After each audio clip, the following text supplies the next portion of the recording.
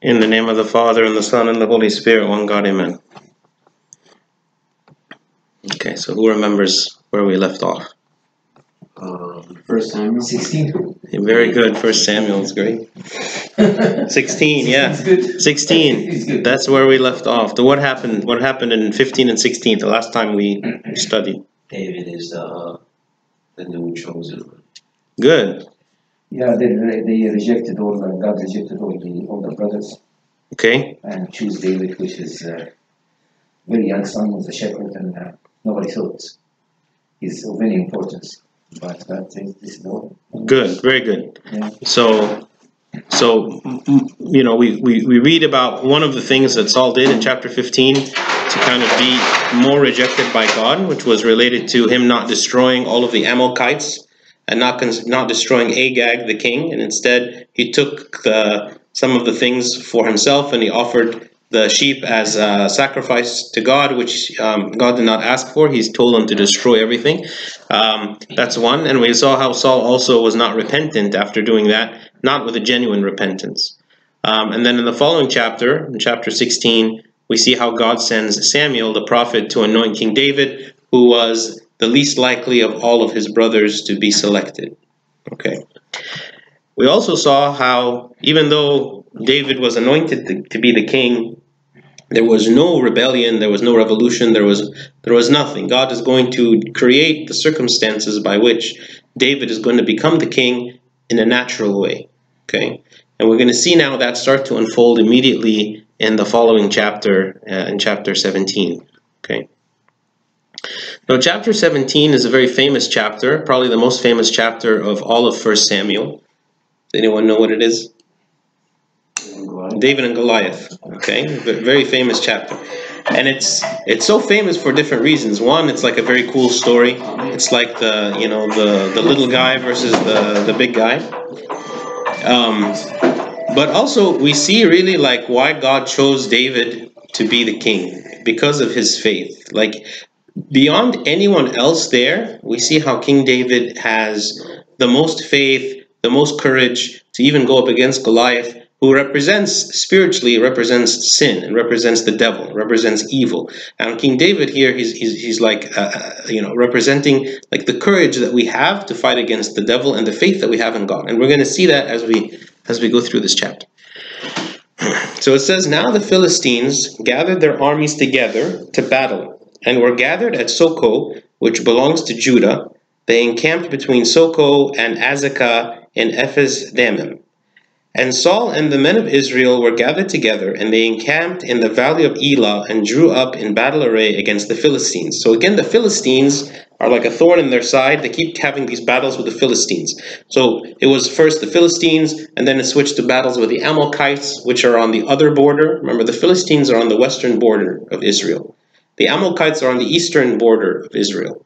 Okay, so it's like from every side, they keep having these battles. And sometimes we read about the battles with the Philistines, and then sometimes we read about the battles with the Amalekites, which happened in the previous chapters, where King Saul was told to kill the king of the Amalekites, Agag, and he did not. And now we're back to the Philistines again, on the western border. Sure. The Philistines stood on a mountain on one side, and Israel stood on a mountain on the other side, with a valley between them. And a champion went out from the camp of the Philistines, named Goliath, from Gath, whose height was 6 cubits and a span. Okay, so the first thing is, you can imagine this. It's like you have two mountains on various sides here, and you have a valley in between the two mountains. The Israelites were on one mountain, kind of like fortified and safety, and then the Philistines were on another mountain. And then they said, okay, the Goliath, who is like the champion of the Philistines, he's going to come down and offer himself up for battle, and just waiting for someone from the Israelites to come and to fight with him. Okay. Also, it says here, he was 6 cubits and a span. Okay, how much is that? How tall is that? Taller than me. Taller than you and me, yeah. What's a cubit? I think a cubit's like a arm length, right? Or like from the elbow to the wrist. Yeah, approximately. So a cubit is about 1.5 feet. Okay. So when he's 6 cubits, that's 9 feet, and the span is another 9 inches. So he's 9 feet 9 inches tall. Okay. And then not only is he tall, but then look at what he has. Okay, he had a bronze helmet on his head. He was armed with a coat of mail, and the weight of the coat was 5,000 shekels of bronze. Okay, this is like over 100 pounds. And he had bronze armor on his legs and a bronze javelin between his shoulders. Now the staff of his spear was like a weaver's beam, and the iron spearhead weighed 600 shekels, and a shield bearer went before him. So he also had a shield bearer, someone to kind of hold his shield, someone to help him in the battle with him. Then he stood and cried out to the armies of Israel and said to them, "Why have you come out to line up for battle? Am I not a Philistine, and you the servants of Saul? Choose a man for yourselves, and let him come down to me. If he is able to fight with me and kill me, then we will be your servants. But if I prevail against him and kill him, then you shall be our servants and serve us." And the Philistines said, "I defy the armies of Israel this day. Give me a man that we may fight together." So kind of the undertone of this is not just kind of an attack on the Israelites themselves, but on the attack of God, okay, who is the God of the Israelites. Remember before when we were speaking about what happened with the battles of the Philistines, the Philistines had their god Dagon, who was like their god of war. And whenever the Philistines prevailed against the Israelites, they considered that their god, Dagon, was a more powerful god than the God of Israel. Which is why when they captured the Ark of the Covenant, they took the Ark of the Covenant and they put it in the temple of Dagon, almost like a servant, like subservient to the god of Dagon. And remember what happened? What happened to the statue of Dagon in the temple? It broke. It broke. It fell over, okay, and broke. So again, God is demonstrating his power, okay? So here again, this is not just an assault on Israel as a people, but is an assault on God himself. When Saul and all Israel heard these words of the Philistine, they were dismayed and greatly afraid. Now David was a son of that Ephrathite of Bethlehem, Judah, whose name was Jesse, and who had 8 sons. And the man was old, advanced in years in the days of Saul. The 3 oldest sons of Jesse had gone to follow Saul to battle. The names of his 3 sons who went to the battle were Eliab the firstborn, next to him Abinadab, and the third Shammah. Remember, these are the 3 sons that we read about in the previous chapter, that Samuel the prophet first went thinking that they were going to be the ones to be selected the king, but they were not. They were overlooked. David was the youngest, and the 3 oldest followed Saul. So the 3 oldest now are like in the company of Saul and fighting in the army with Saul. But David was not. But David occasionally went and returned from Saul to feed his father's sheep at Bethlehem. So remember, David, what was his role now in the palace? Playing the harp. Yeah, he played the harp, okay, for Saul whenever he was disturbed. Okay, so that was his only job, David, is to play the harp. And now we see that there would be times when he would be with Saul, like in his court, and other times when he would go back home to be with his father. Okay, so that's why it says David occasionally went and returned from Saul to feed his father's sheep at Bethlehem. So he was still like working as a shepherd even then. And the Philistine, Goliath, drew near and presented himself 40 days, morning and evening. So Goliath is there for 40 consecutive days, daring anyone to come and attack him. And everyone is too afraid to approach him. Then Jesse said to his son David, "Take now for your brothers an ephah of this dried grain and these 10 loaves, and run to your brothers at the camp." So Jesse, David's father, is saying essentially, go take supplies for your brother. They're like the warriors. They're the ones that are in the army. They're the ones that are fighting. They need supplies. Go take this food and this grain to them. And carry these 10 cheeses to the captain of their 1,000, and see how your brothers fare, and bring back news of them. Now Saul and they and all the men of Israel were in the valley of Elah fighting with the Philistines. So David rose early in the morning, left the sheep with a keeper, and took the things, and went as Jesse had commanded him. And he came to the camp as the army was going out to fight and shouting for the battle. For Israel and the Philistines had drawn up in battle array, army against army. And David left his supplies in the hand of the supply keeper, ran to the army, and came and greeted his brothers. Then, as he talked with them, there was a champion, the Philistine of Gath, Goliath by name, coming up from the armies of the Philistines, and he spoke according to the same words. So David heard him. And all the men of Israel, when they saw the man, fled from him and were dreadfully afraid. So the men of Israel said, Have you seen this man who has come up? Surely he has come up to defy Israel, and it shall be that the man who kills him, the king will enrich with great riches, will give him his daughter, and give his father's house exemption from taxes in Israel. Okay, so now having not found anyone who was courageous enough to go and fight Goliath as a soldier, because remember, soldiers, like, this is their job. Like, they don't need other incentive. Like, they're conscripted to fight. And so he couldn't find anyone who was brave enough to do that. So he started giving incentives. He says, okay, anyone who is actually willing to go fight against him, I'm going to give you my daughter as a wife. I will give you riches. I will exempt you from taxes. I will give you anything, because he just wants to find someone brave enough to even go try to fight him. Like, there hasn't been in those 40 days a single person who was even willing to attempt to fight against him. That's how ferocious he was. That's how scary he was. Imagine a 9-foot-tall person. Huh? Then David spoke to the men who stood by him, saying, What shall be done for the man who kills this Philistine and takes away the reproach from Israel? For who is this uncircumcised Philistine that he should defy the armies of the living God? David is approaching it with a different perspective. He's essentially saying this uncircumcised person, meaning he is not among the children of God. God is not with him. He's coming to fight the people of God. Okay, and he's not taking it as kind of like a personal attack against the nation of Israel, but he's saying this is an attack against God. He is defying the armies of the living God. You are coming to stand up against God and to declare yourself an enemy of God. And if we are the people of God, then God should be the one who is going to respond to this. Okay, God, it's not us, it's God is going to respond. And the people answered him in this manner, saying, So shall it be done for the man who kills him. So he said to him everything that the king had said before about the riches and the daughter and his father's house exempted from taxes. Now Eliab, his oldest brother, heard when he spoke to the men. And Eliab's anger was aroused against David, and he said, Why did you come down here? And with whom have you left those few sheep in the wilderness? I know your pride and your insolence of heart, for you have come down to see the battle. Okay, so who's Eliab? His oldest brother. Why is he saying this to David? Jealous. He's jealous because he was supposed to be the king. He was the oldest son. He was the one that in his mind thinks, okay, I should have been the king. And now here my youngest brother, who is this foolish boy, shepherd, he's coming to be the king, and he was anointed the king. And now look, you're coming here for what reason? Like, what are you doing here? Like, get out of here. Okay.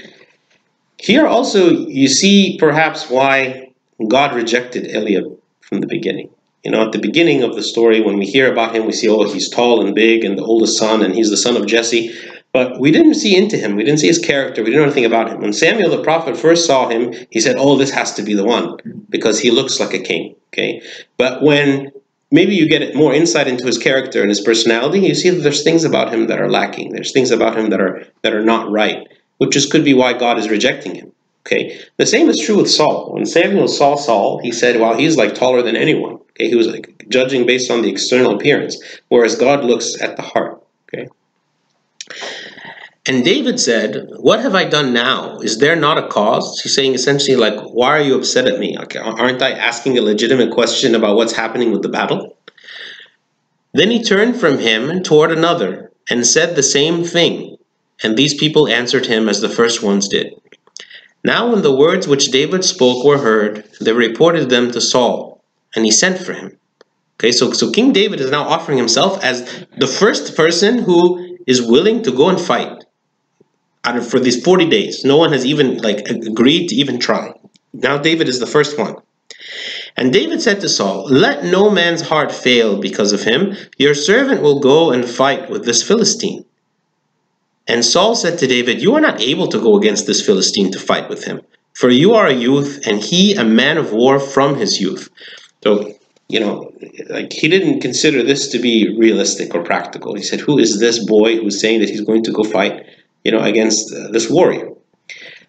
But David said to Saul, your servant used to keep his father's sheep, and when a lion or bear came and took a lamb out of the flock, I went out after it and struck it and delivered the lamb from its mouth. And when it arose against me, I caught it by its beard and struck it and killed it. So he's saying, I'm courageous. I have courage. Okay? And I've fought before. Your servant has killed both lion and bear, and this uncircumcised Philistine will be like one of them, seeing has defied the armies of the living God. Again, he's putting it in God's court. He's not trying to say, I am strong enough to fight against him. He's saying, God is the one who is going to help me. Moreover, David said, the Lord who delivered me from the paw of the lion and from the paw of the bear, he will deliver me from the hand of this Philistine. And Saul said to David, go, and the Lord be with you. Now, maybe Saul is saying this to him kind of like, okay, I'm never going to see you again, but need to get another person to play a harp for me. Okay. So what's the first step that they did? Okay, so he said, so Saul clothed David with his armor. Then he took his own armor, Saul's armor, which is like considered, if you remember when we read previously, the Philistines had access to metallurgy. They had access to blacksmiths. They had access to metal weapons. Okay? So they had all metal weapons. Whereas the Hebrews, they had no metal weapons. They still used wooden weapons. Okay? But it said only Saul and Jonathan had metal weapons. Okay? So here Saul is saying, okay, if you're going to go up against this warrior, at least you're going to put on my armor, which is metal armor, so that you'll have a chance against him. Okay? So Saul clothed David with his armor, and he put a bronze helmet on his head. He also clothed him with a coat of mail. David fastened his sword to his armor and tried to walk, for he had not tested them. And David said to Saul, I cannot walk with these, for I have not tested them. So David took them off. Actually, they were probably too heavy for him. He's a youth. Okay, he's not like fully like a grown adult where he could just take this, and he's never like fought with armor before. So he says he took them off. He doesn't want them. Then he took his staff in his hand, and he chose for himself 5 smooth stones from the brook, and put them in a shepherd's bag in a pouch which he had, and his sling was in his hand, and he drew near to the Philistine. Okay. The weapons that he chose were not even the wooden weapons, or they were like natural weapons. They were like rocks. Okay, the rocks that had been made by God himself, not by man. Okay, so the Philistine came and began drawing near to David, and the man who bore the shield went before him. And when the Philistine looked about and saw David, he disdained him, for he was only a youth, ruddy and good-looking. So the Philistine said to David, am I a dog, that you come to me with sticks? And the Philistine cursed David by his gods. Okay. And the Philistine said to David, come to me, and I will give your flesh to the birds of the air and the beasts of the field. And he's taunting him. Then David said to the Philistine, and this is very nice verse. He says, you come to me with a sword, with a spear, and with a javelin, but I come to you in the name of the Lord of hosts, the God of the armies of Israel, whom you have defied. This verse here essentially captures this entire chapter. He's saying this is the reason why David is acting the way that he is because he sees things from a different perspective. And this sometimes we see people who see things from a different perspective. They always see things from a heavenly perspective. They don't see things from an earthly perspective. From an earthly perspective, it always seems like maybe the doors are closed. From an earthly perspective, it seems like there's only darkness and sin and despair and suffering and pain. But if you see things from a heavenly perspective, the same exact events, the same exact things that we see them differently. We don't see that the world is dark. We see that the world is temporary. Okay? And there is another life after this world. We see that whatever pain that we suffer now, even though it might be intense, it's only for a short time. Because I see heaven. Like my eyes are fixed on heaven, so whatever else happens around me, it doesn't seem big by comparison. It seems small. It seems fleeting. It seems short. I'm able to endure because why? My eyes are not fixed on my problems. My eyes are not fixed on this world. My eyes are fixed on heaven only. And it changes my mindset. My mindset is I want to be pleasing to God because God is the most present thing. He's the most present one. He's the most present person in my life. As opposed to maybe, some people have problems where they might act differently depending on who they're with. Right? Maybe somebody goes to work and there's people cursing there, so they curse. They come to church and then, we're not supposed to curse here, so I don't curse. Sometimes we are like chameleons and we change depending on who we're with and where we are.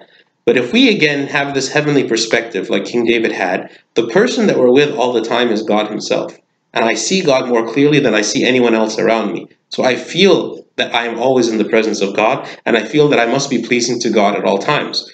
Here, he was willing to put his life at stake. This is how much faith that he had. He had so much faith, more faith than everyone else in Israel, that he was going to go and put his faith to the test, standing before Goliath and knowing that all the odds were against him, because his eyes were fixed on God and not fixed on Goliath, not fixed on him or anyone else.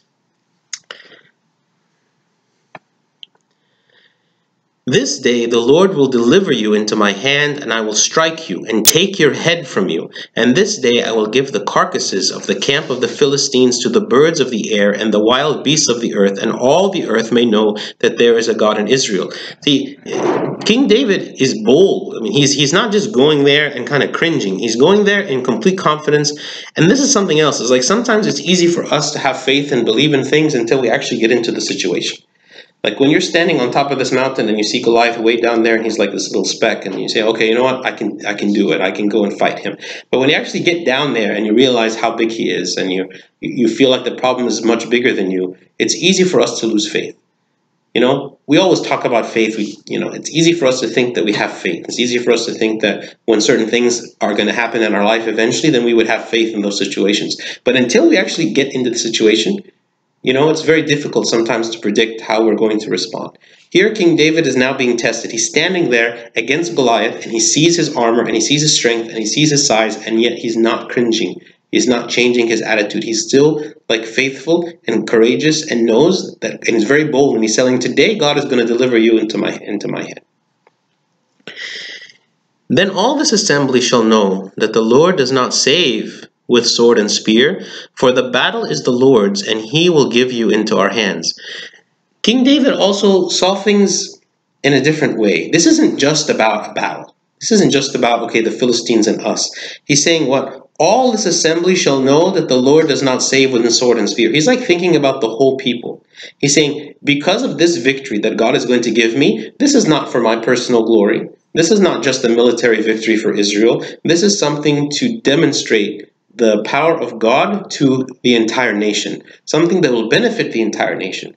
Okay? He's already thinking like a king. He's thinking like someone who is going to, care about the entire nation as a whole, not his own person. Okay, not his own person.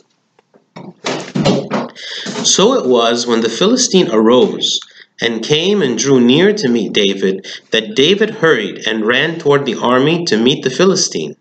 Then David put his hand in his bag and took out a stone, and he slung it and struck the Philistine in his forehead, so that the stone sank into his forehead, and he fell on his face to the earth. So when you actually read the actual battle part, it's kind of anticlimactic. You're hoping there's no a Hollywood battle scene where there's clanging swords and all this stuff. All he did is he went down there and he shot his slingshot at him, and the stone went into his forehead, and he fell. Okay, this again, because Goliath represents the devil, it tells us something. Okay, the devil is very scary looking. Okay, he's very scary. He stands there, he taunts us, he tells us that he's going to defeat us. He looks very big and scary and has armor, and he's big and tall and all this. But when someone as simple as David, who simply has faith against him, he stands there and he fires a shot and he falls down. So the devil, he always has a scary appearance. He wants us to be intimidated by him. He wants to make us feel like all hope is lost. He wants us to make us feel like there is no hope for us. He wants to make us feel like there is no way we can ever achieve holiness. There's no way that we can fight temptation. That there's no point in even trying, because the world is so difficult and life is so hard and all these problems and all the suffering. He fills us with these thoughts, essentially telling us God is not good enough for you. God is not powerful enough for you. God is not sufficient enough for you. And so we begin to believe this, and we begin to become afraid. And all the devil really is this Goliath figure. Okay, he has no real power. Actually, his power he's already been defeated. He's someone who fought against God, and God already defeated him, and he is a loser. The devil has lost. Okay, and yet despite the fact that we know that he's lost, he's still scary to us. He still intimidates us. He still tempts us. He still tells us things, and we believe him instead of believing God. King David here is a perfect example of someone who did not believe the devil. He did not believe all the voices. He did not believe the voice of his brother. He did not believe the voice of Saul. He did not believe whatever temptation inside of him was telling him that he could not go against him. He did not believe Goliath, who's the devil himself. He fought against all those odds to get to that point where he was courageous enough to try and trusted that God was going to grant him victory. The real battle of David was won before he even got to the battlefield. The real battle of David was for him to think in his mind that I can have victory over him, to the point where he actually allowed himself to fight.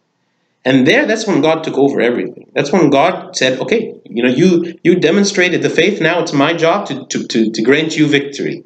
And here I am, and he did the simplest thing, and it worked from the first time. Okay, this is the battle that we face. Sometimes we think that our job is to do more than we can realistically do. We can't fight Goliath. We don't have the strength to fight a Goliath. Only God has the strength to fight a Goliath.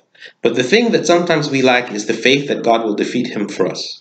Okay, so the battle that David won was the battle of going there, was the battle of believing that he is the one who God could use to deliver the nation, and not just say, oh, you know what, well, God is going to use somebody else. God is going to send someone who's more qualified than I am. He said, no, I am the one that God is choosing, and I'm the one who will go do it, and I will have the courage to do it. And he pushed himself to actually go to this point and stand before Goliath, and he was able to defeat him. This is the battle that we usually lose. We lose this battle, okay? We lose this battle because we feel like, I don't even want to try. When we are tempted and we fall and we don't want to get up again and we don't want to try again, this is when we've lost the battle. Okay? This is where we have to focus our efforts, because we can't do God's job, but God will not do his job if we don't do ours. God is who does the impossible. We can't do the impossible. Only God does the impossible. But we are called by God to do our part so that God would work in this way with us and do the impossible with us. Okay, so we always have to remember, the devil has like a loud bark, but he has no bite at all. There's nothing he can really do to hurt us.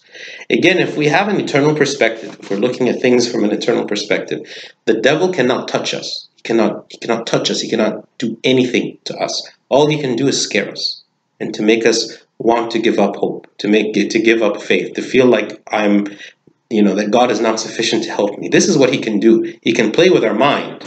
And when you think about even in the Garden of Eden, this is what the devil did. The devil did not force Eve to do anything. The devil did not come and attack Eve. He did not come, he was a serpent, okay? When we think about a serpent, the scariest thing about the serpent is its bites. This is what we don't want. We don't want the serpent to bite us and poison us.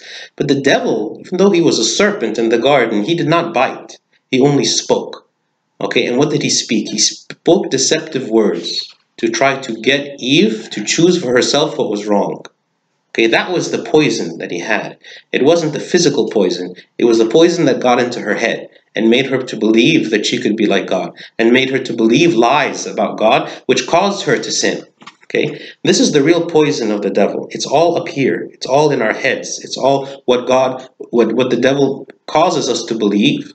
And then we are the ones who mess up our lives. We are the ones who make the bad choices. We are the ones who do everything wrong. Okay? All because of the wrong thoughts in our head. All because, for instance, the way we respond to suffering. Something difficult happens in our life. I have the choice either to continue to have faith in God and believe that God has a plan for me despite this problem, or I have the option to believe that, God has abandoned me, or that my life is hopeless, or like everything is horrible in my life, and live a destructive path for the rest of my days. This is up to me to decide. Okay? Either I believe that God is good and he only allows things that are for my good, or I believe that God has left me and abandoned me, in which case I might become very destructive and living in a destructive way. It's all about how do I fight the devil's thoughts? How do I fight these thoughts that he's telling me? So here we see that David was victorious, not because he was strong or powerful, or because he had armor, or because he had a great plan, but simply because God was with him and he had the courage to go and stand against his enemy, Goliath. So David prevailed over the Philistine with a sling and a stone, and struck the Philistine and killed him, but there was no sword in the hand of David. Therefore David ran and stood over the Philistine, took his sword, and drew it out of its sheath, and killed him, and cut off his head with it. And when the Philistines saw that their champion was dead, they fled. Okay, so you see now the entire army, the entire Philistine army ran, okay, when they saw Goliath was dead. Like they thought to himself, the person who could defeat Goliath is going to just destroy us. Okay, because how could you defeat this, almost 10-foot tall man in armor? Like who is this who can defeat? And again, they're going to interpret this as a victory of the God of the Israelites. Okay, this is how they always framed things. They always thought things in terms of this our God versus their God. Who's the better? Okay, so now they're thinking, okay, the Israelites, their God is powerful. Their God is with them. Their God is granting them victory. So we have to flee because we're gonna be decimated. Now the men of Israel and Judah arose and shouted, and pursued the Philistines as far as the entrance of the valley, and to the gates of Ekron. And the wounded of the Philistines fell along the road of Sharim, even as far as Gath and Ekron. Then the children of Israel returned from chasing the Philistines, and they plundered their tents. And David took the head of the Philistine, and brought it to Jerusalem, but he put his armor in his tent. Now when Saul saw David going out against the Philistine, he said to Abner, the commander of the army, Abner, whose son is this youth? And Abner said, As your soul lives, O king, I do not know. So the king said, Inquire whose son this young man is. So even though King David, or David at this time, was the one who was going and playing the harp for Saul, Saul didn't really know who he was. Okay, like he didn't have familiarity with him on a personal level. Okay. Then as David returned from the slaughter of the Philistine, Abner took him and brought him before Saul with the head of the Philistine in his hand. And Saul said to him, Whose son are you, young man? So David answered, I am the son of your servant Jesse the Bethlehemite. So you see here, this is the introduction now. Well, I mean, the first step that God did in the path of David becoming the king, the first is that he was selected to be in the royal court by playing the harp for Saul. The first step. Now you see this next step is now he's starting to gain popularity. People are going to start talking about King David. People are going to now know who he is. The king now knows who he is. Like he's going to become a very popular person, saying this boy is the one who defeated Goliath of the Philistines. Okay, so God is setting the stage now for him to eventually rise up and become the king. Any questions about this chapter? Okay. Chapter 18. Now when he had finished speaking to Saul, the soul of Jonathan was knit to the soul of David, and Jonathan loved him as his own soul. Saul took him that day, and would not let him go home to his father's house anymore. So remember before, when we were reading, it said that David was free to go from Saul to his father's home as a shepherd and to work as a shepherd with his father. Now it's like King Saul wants him to stay with him the whole time and stay with him. Then Jonathan and David made a covenant because he loved him as his own soul. And Jonathan took off the robe that was on him and gave it to David with his armor, even to his sword and his bow and his belt. So David went out wherever Saul sent him and behaved wisely. And as Saul set him over the men of war, and he was accepted in the sight of all the people, and also in the sight of Saul's servants. So again, King David is becoming popular. Everyone loves him. Now it happened, as they were coming home, when David was returning from the slaughter of the Philistine, that the women had come out of all the cities of Israel, singing and dancing, to meet King Saul with tambourines, with joy, and with musical instruments. Okay, people are rejoicing because they won the battle. So the women sang as they danced, and said, Saul has slain his thousands, and David his 10,000s. Then Saul was very angry, and the saying displeased him, and he said, They have ascribed to David 10,000s, and to me they have ascribed only thousands. What more can he have but the kingdom? So Saul eyed David from that day forward. What does it mean, what more can he have but the kingdom? Like, the only thing he can get more than this is to become king. Yeah, but more than that. What is he saying? He's essentially saying that David is doing what?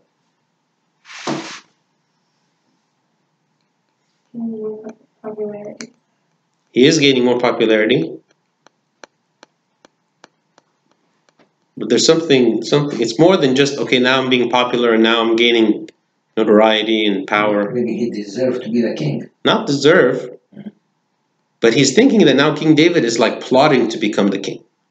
Okay, yeah, so he thinks King David is now, he has it in his mind that now I am going to become the king, and he's going to start doing things to advance this plan. Okay, so he's like, there's a conspiracy now. That's why I'm saying, so Saul eyed David from that day forward. He's now watching David. Remember before when he was paranoid about Samuel, okay, and it's like when God sent Samuel to go and anoint David to be the king, Samuel's responsible. Well, what happens if Saul finds out? He's always watching me. He's all, you know. So same thing now is true with David. Like Saul is eyeing David, meaning he's watching him. He's making sure, he's seeing what he's doing. And this is actually what Samuel had told Saul was going to happen. If you read back in 1 Samuel 15, it says when God rejected Saul from being king, it says this. So Samuel said to him, "The Lord has torn the kingdom of Israel from you today and has given it to a neighbor of yours who is better than you." Okay, so he knows that the person who's going to replace him is going to be someone close to him. Someone who is his like local vicinity. And now he's beginning to think, okay, maybe this is David. Okay, because now he sees how advanced he's gotten, how popular he is. Maybe now David is the one. And so because he's thinking this way, he's going to try to stop him. Because he's trying to fight against the will of God. Like before we see about Saul is whatever is in his own mind is what he's going to do. He's not like surrendering to the will of God. He's not obeying the will of God. And now even though he knows the will of God is that someone will replace him from being king, Saul is actually going to try to fight against God. He's going to try to prevent this from happening. And it happened on the next day that the distressing spirit from God came upon Saul, and he prophesied inside the house. So David played music with his hand as at other times, but there was a spear in Saul's hands. Remember before, there would be this distressing spirit that come upon Saul, and King David would play the harp, and the distressing spirit would disappear. Now Saul is actually holding this spear in his hand, so that when King David begins to play the harp, he would actually kill him. Okay? And Saul cast the spear, for he said, "I will pin David to the wall." But David escaped his presence twice. Okay? We see here a very different attitude between Saul and David. Saul, he's always doing his own thing. He doesn't want to obey God. David, on the other hand, even though Saul is trying to kill him, okay, but he has the attitude of, I have been assigned here to work under Saul as king, and so I will obey Saul in everything he tells me to do. I will never fight against him. I will never try to hurt him. Okay, I will not try to run away. Okay, like if you really think about it, if you were like working for somebody who's trying to kill you, and yet you believe that God wants you to be there, and you're just going to stay, and you're going to listen to everything, like the model of obedience that King David says to us, like when Saul tells him, go do this, he goes and does it. He doesn't think to himself, like, this man is trying to kill me. You know, he doesn't say, you know what, I'm going to go, I want to be the king, I'm going to go do it a different way. I'm going to go make an army of all these people that like are my supporters, and I'm going to go fight against Saul, and then tell him, look, you're trying to kill me, man. Like how am I going to work? How am I going to serve under you? How am I going to be in this? And he could have gotten people and said, look, Saul is trying to kill me. I can't follow him. Okay? He didn't do any of that. He said, I'm just going to stay here, and then God is going to do something. And God is eventually going to do something. I'm just going to be obedient. His faithfulness is incredible. It is. Yeah, it is. So David escaped his presence twice. Like, this keeps happening. Like, even after the first time of him throwing the spear, you know, that he's willing to come again and to do it again. Now Saul was afraid of David because the Lord was with him, but he had departed from Saul. So again, why is Saul afraid? Saul realizes that the Spirit of God has left him. Okay, and he realizes that the Spirit of God is upon David. And Saul, like the Spirit left him when he became rejected. The same Spirit came upon him when he was chosen to be king. So he knows that this Spirit came upon him when he was chosen to be king, and he knows that it left him when he was rejected. And now he sees the Spirit of God resting on David. So he's thinking to himself, David is the one that God has chosen. But instead of me honoring the will of God, instead of me stepping aside and accepting that, you know, I sinned and I, rebelled against God and I deserve what I get, and offering maybe then a sincere repentance, instead his mind is, I'm going to kill him. I'm going to kill him so he never becomes king instead of me. Now we're going to see what Saul's second plan is. So he tried to kill him directly. That didn't work. Okay. So he says what? Therefore Saul removed him from his presence and made him his captain over 1,000. And he went out and came in before the people. Why would Saul make him captain over 1,000? So that he could die in battle? Yes. Okay, so he's essentially assigning him to go and fight. And hoping that when he goes and fights, he's going to die. Okay, actually, it's very similar to what King David did later on to Uzziah. Okay, the husband of yeah, he put on the husband of Bathsheba. Right. Later on, he tried to employ the same kind of thing. I don't know. Maybe he learned it from Saul. And David behaved wisely in all his ways, and the Lord was with him. Therefore, when Saul saw that he behaved very wisely, he was afraid of him. He was afraid of him because, again, it showed how much the Lord was with him. What does it mean that he behaved wisely? Meaning in everything that King David did, he was wise. He had wisdom. He obeyed Saul. He had success in what he did. He made good decisions. So you would even consider it wise that he would, like, there's no way I would do that same thing in his position. Mm-hmm. That, like, if I was employed by someone who's literally trying to kill me, like, I would see that as very unwise, at least in my eyes, to keep working for him. I'd be like, I'm gonna go as far away from you as I can. That's what I would believe is wise. Well, like you said, he's looking at it from a different perspective. You know what I'm saying? He's looking at it through God's will more than, what he would do. And David is not a king yet, at that point. The king who sees Saul.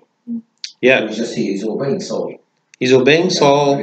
Yeah. Whatever. And we see later on, actually, like, even at the point where King Saul is actively chasing after David to kill him, King David has an opportunity to kill Saul, and he chooses not to. And he says, I cannot harm the anointed of the Lord. So he recognized, I gave the example of, you're working for your employer or whatever, but this is more than that. This is a man who was chosen and anointed by God to be the king. Okay? Our bosses aren't that. Fair. Yeah. So he's considering it like this is his role to obey the anointed of God, and that somehow God is going to be the one who puts everything in the balance at the end. This is an important thing for us to remember too. Yeah, we're not necessarily called to work for an employer for someone who wants to kill us, but oftentimes what happens is we try to take justice into our own hands. When someone mistreats us, when someone is very, whether it be offensive or, physically attacks us or whatever, like our enemies, the people that have made themselves to be our enemies, the people who have mistreated us in one way or the other, we sometimes feel like it's our role to retaliate against them, to take revenge against them, to take justice into our own hands. But here King David shows us in his perfect obedience and his perfect simplicity and his perfect faith that in the end God arranged for everything, for King David to become the king without him having to take it on his own by force. And King David didn't have to be the one to kill Saul with his own hand. Actually, Saul essentially commits suicide. So in this whole story we see how God rewards, like in Romans chapter 12, when God is saying, I will revenge, I will repay. Like, it's not for you to revenge. God is the one who revenges, right? You just obey me. You forgive your enemies. You love your enemies. You pray for your enemies. I will be the one to bring you justice. So we shouldn't be taking this as like literally, but we should be taking it as like the integrity of our hearts. So even when people do us wrong, we stay true to God. We do what's right. Exactly. Yeah. Not in the literal sense where if there's someone's trying to kill us, we shouldn't just stay with them. But at the same time, we shouldn't try to kill them in return. Right. Yeah. Okay. Thank you. Sure. Another example of the obedience here, it's hard to understand, but Jesse, which is David's father, knew that David's going to be the future king. And Saul going to be temporarily a king until David took over. In chapter 15, verse 20 here, and Saul said to Samuel, but I have obeyed the voice of the Lord and gone which the Lord sent. But he brought back, he brought a donkey and to bring David to Saul and have supplies in it, meat and grain and stuff. So not only he will provide his son to Saul, that he's not going to be a king anymore. He will treat him with some food and supplies and grain, and which is very, very unusual. It's very, very hard to understand, but maybe it's the tradition at that time.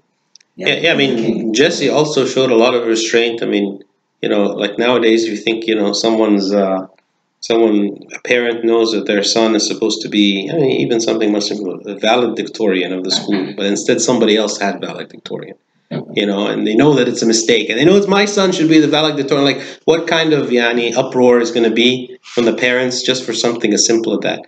And you see, like, I don't know if Jesse actually, how long Jesse lived, or if he actually saw the days. Yeah, he probably saw the days where King David was king, but he had to wait many, many years, to see that. So yeah, I mean, he's also showing a lot of restraint and waiting for the timing of God. Sometimes God tells us he's going to give us something, and then we immediately want it immediately right then. But actually, maybe God is telling us something's going to happen in 10 years. Something hasn't come yet. We just have to wait for it. We have to wait for it. We have to wait for it. But all Israel and Judah loved David because he went out and came in before them. The Bible, when it ever uses the term he went out and he came in, essentially that means he's very active. He's doing something and he's coming back. Like, he's going to battle and he's coming back. He's going to battle and he's coming back. So the people are seeing that he's active. The people are seeing that he's successful, that God is with him, that he's not lazy, that he's working, he's doing something. Then Saul said to David, okay, now look at this, okay? Then Saul said to David, here is my older daughter, Merab. I will give her to you as a wife. Only be valiant for me and fight the Lord's battles. For Saul thought, let my hand not be against him, but let the hand of the Philistines be against him. Okay, so again, he's giving this kind of this condition. He's saying, you go fight, and I'm going to give you my daughter Merab as a wife. So David said to Saul, who am I, and what is my life, or my father's family in Israel, that I should be son-in-law to the king? This is the same man that was trying to kill him. This is how he spoke to him in respect. Who am I that I should be the son-in-law to the king? But it happened at the time when Merab, Saul's daughter, should have been given to David, that she was given to Adriel the Mahalothite as a wife. So now Saul had a different daughter. So that didn't work out with his daughter. Okay, then he has another daughter, Michal. Now Michal, Saul's daughter, loved David, and they told Saul, and the thing pleased him.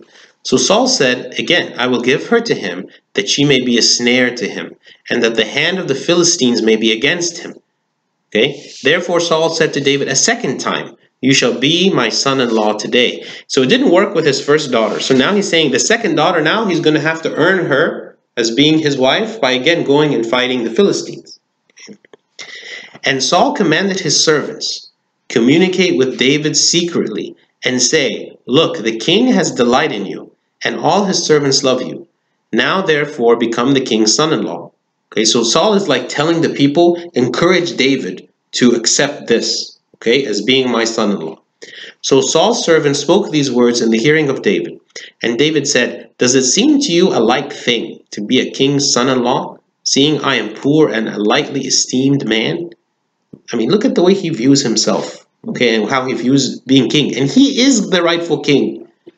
It's unbelievable. This is why that God says that David is a man after his own heart. And the servants of Saul told him, saying, in this manner David spoke. Then Saul said, thus you shall say to David, the king does not desire any dowry, but 100 foreskins of the Philistines. What is a dowry? Like a gift for a wedding. Right. So in those days, there could be like a condition of marriage where one person would give a certain amount of money to the family of the other as an exchange kind of for the marriage. So he's saying to him, you don't need to pay any money. The only thing that you should pay is 100 foreskins of the Philistines. What does that mean? Yeah. No fight. Okay. So essentially he's gonna take the foreskins off of the Philistines and present them as proof that he's actually killed the Philistines. Okay? Because otherwise he can just say, yeah, I killed them. No, he has to provide proof. Okay, Their heads. not their heads. Yeah. Maybe he's Well, why is he doing that? Because that's what circumcision is. Right. Okay, Oh. so essentially he's like kind of demonstrate the people of God have circumcised you, it's like you are infidels, you are defying God, and now we have so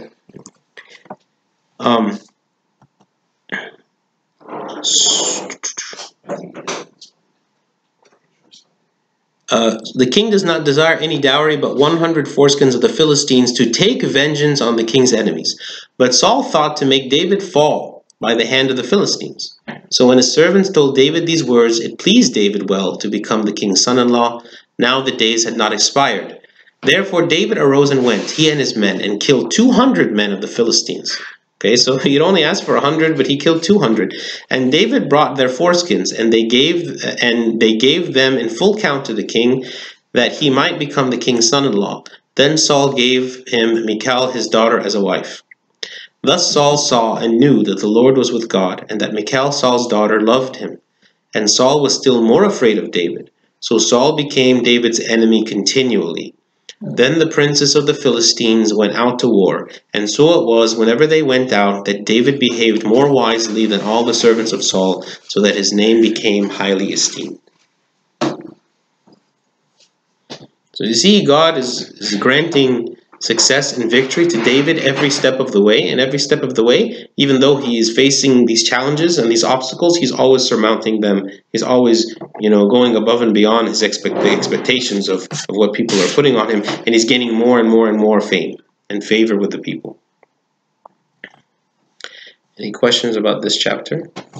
I guess one. How do you just develop that confidence, that faith, that doesn't waver whenever you actually get into that scenario? How do you go? I mean, it just seems like he naturally has it. I mean, I know he doesn't. I mean, I know it's bestowed upon by God, but at the same time, it's like, how do you go from here to there? So there is a faith that's, when we say that we need to have faith, okay, this is a faith that's developed over time with experience. Like, for instance, how do we have faith in people? There's some people you can rely on, right? Certain people in your mind that when I go to this person and I ask him to do something, he's going to do it. And I'm confident that he's going to do it on time. I'm confident that he's going to do a good job. I'm confident that, everything about it is good. Then you can think of maybe other people that you probably wouldn't want to give them a certain task because they probably aren't going to do it on time or do it the right way. How did you decide? How did you decide that one person was reliable and the other person wasn't? Dealing with them. Your experience. Okay. So the more we experience God, the more we begin to develop a deeper faith in Him. And that's one of the reasons that God gives us trials. Because He wants us, even look at the Old Testament. How did He try to build the faith of the Israelites? For instance, when He brought them to the Red Sea. Okay. Why did He bring them to the Red Sea? He didn't have to do that. He could have just led them out, without going to the Red Sea. But He wanted to build their faith. And building a faith oftentimes requires discomfort, requires that we are put in situations that we really don't want to be in. But God allows that, not because we're really in any danger, just like the Israelites were not really in any danger when they were on the shore of the Red Sea, but because God wants to demonstrate His power so that in our life moving forward, we deepen in our faith and we begin to trust Him more.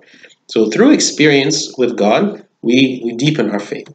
There is another faith which St. Paul mentions as one of the gifts of the Spirit. The gifts of the Spirit are unique to different people. Some people, God has given such a faith, like the faith that can move mountains, which is a gift, which is not the common faith that we all have. A certain kind of faith that God gives as a gift to certain people to use, again, for His glory. Just like God gives different gifts. He gives gifts of preaching and administration and encouragement and all the other gifts of the Spirit. This is one of them. Faith is a gift of the Spirit. So we should always remember that, there's always going to be some people that have very, very high faith, and maybe we struggle to try to get that faith. But the greatest thing that we can do is accept the trials that God gives, and always be reading about God, reminding ourselves, okay, maybe I'm going through this situation. Oh, well, let me read in the Bible other people that went through this situation. The more we read about the people in the Bible that live the life of God, we learn from their example, right? So it's not only just our experience, but it's the experience of others that came before us. Even our parents or friends or other people, when we talk to them, like whenever we're going through trials, and they can give us comfort about, you know what, I went through something like this, and here's how God worked. Or we know about other stories of people that we know and how God works. So if we believe really like that God will work, then it deepens our faith. And of course, it's a struggle. You know, it's not something like we're going to just get it, and then from then on, you know, we're never going to struggle with it again. But we grow, and after, if maybe we don't realize it, but if we look at ourselves and look at our lives, we actually see that our faith is deepening. Our faith is increasing. The things that used to freak us out before maybe don't freak us out as much anymore. Maybe new things freak us out. Like David, when he had that experience, so he said he had fought a lion before and he prevailed. You know what I'm saying? Something like that would increase his faith, I would think. You know what I'm saying? Yeah. So he probably had a lot of experiences where God, you know, helped him prevail through a tribulation or a situation, and that's probably how he had so much faith. Also, it's kind of like working out. You know, it's like when you're starting out working out, you're doing like low weight, okay, because you're not very strong. Once you work out some, you get stronger, and so that weight seems like it's too light now. So you increase the weight, and now it feels heavy again because it's heavier. And then you work out some more, and then you get stronger, and then you say, oh, I need to go up even higher in weight. So now it feels heavy again. So every step of the way, you're lifting something that feels heavy. Even though you're stronger than you were before, what you're lifting is heavy because that's the only way to grow, right? So God can give us more trials, more difficult trials. And in our mind, we might feel like it's difficult for me to have faith. But that's because each situation might be calling for a greater faith than what I went through before. Doesn't mean that we're not growing. Doesn't mean that our faith is not better than it was 10 years ago. It just means that I'm growing stronger. And so God feels like I can handle more. Right. You know? It was a good question. Any other comments or questions? I mean, I guess one more. I'm sorry. Yeah. I just think it's interesting that even like you said, that his obedience and his faithfulness is so like amazing. Like he was saying that even whenever he was like playing the harp for David, he was still going back and being the shepherd. You know, I mean, we kind of just glanced over it, but I kind of took it. I'm like you're still doing that. Like you're still doing everything that you're supposed to. You're not letting like being the anointed one. You know, being the actual anointed king get to your head. You know, I just think it's. I don't know. It's good. Yeah. For us, obedience is very difficult when you know that, for instance, Saul is not fair and he really had the intention of killing David so many times, and still David is obedient to him. It's very, very hard for us to figure this right now with our mentality right now. But yeah, it's like if the CEO was given the job of a janitor. Where is it in the Bible that St. Paul says that the faith is one of them? It's in, I think, 1 Corinthians 12. Yeah.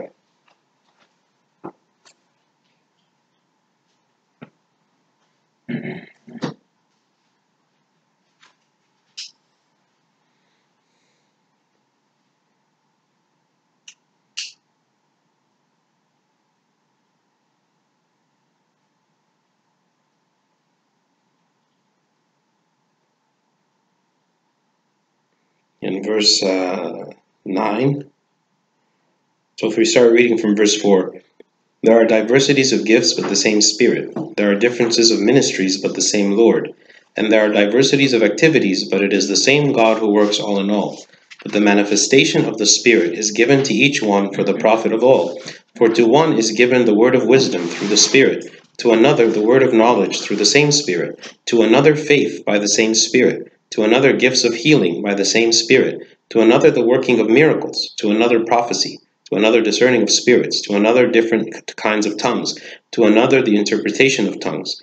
But one and the same Spirit works in all these things, distributing to each one individually as he wills.